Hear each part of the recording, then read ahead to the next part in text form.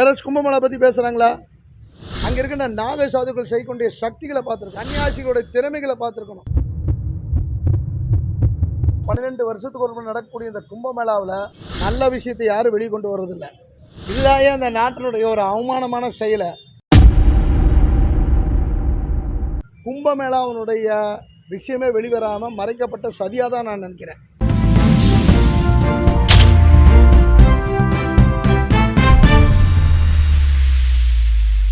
சாமி வணக்கம் சாமி. சமீபத்தில் பார்த்தீங்கன்னா உத்தரப்பிரதேச மாநிலத்தில் நடைபெற்ற கும்பமேளா நிகழ்ச்சியில் ஒரு பெண், அவங்க மோனாலிசா, அந்த பெண் பார்த்தீங்கன்னா அவங்கள பிரபலப்படுத்திட்டு இருக்காங்க. சமூக வலைதளங்களில் பார்த்தீங்கன்னா பிரபலமாயிட்டு இருக்கு. ஸோ அவங்களுக்கு இப்போ பார்த்தீங்கன்னா அந்த பாலிவுட் நடிக்கிறதுக்கு வாய்ப்புகள் கூட கிடைச்சிருக்கு. அந்த அளவுக்கு அவங்க பிரபலப்படுத்திட்டு இருக்காங்க. ஆனால் அந்த கும்பமேளா நிகழ்ச்சி என்ன ஆச்சு, அங்கே என்ன நடந்துச்சு அப்படின்ற விஷயமே அந்த அளவுக்கு வெளியே வரும். இதை பற்றி உங்களுக்கு கருத்து?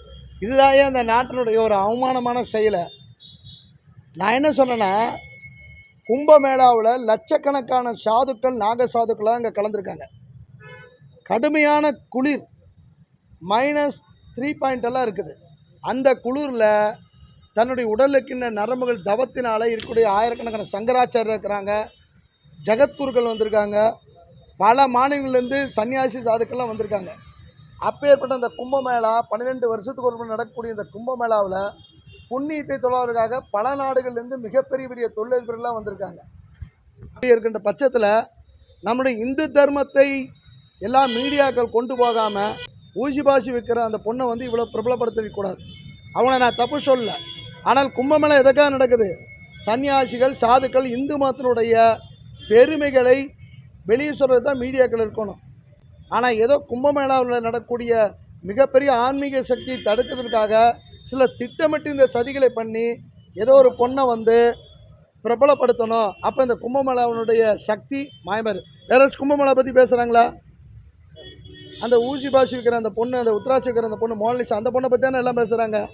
அப்போ என்ன ஆயிரு? கும்பமேளாவினுடைய விஷயமே வெளிவராமல் மறைக்கப்பட்ட சதியாக தான் நான் நினைக்கிறேன். இதை உத்தரப்பிரதேச அரசாங்கம் சரியாக கவனிச்சிருக்கணும்.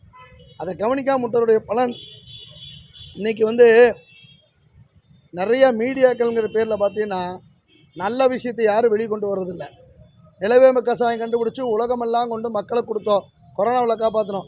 அந்த விஷயத்தை கூட யாரோ ஒருத்தருக்கு டிக்டாக் டான்ஸ் ஆனால் அவங்க விஷயம் தான் அதிகமாக ஓடுது.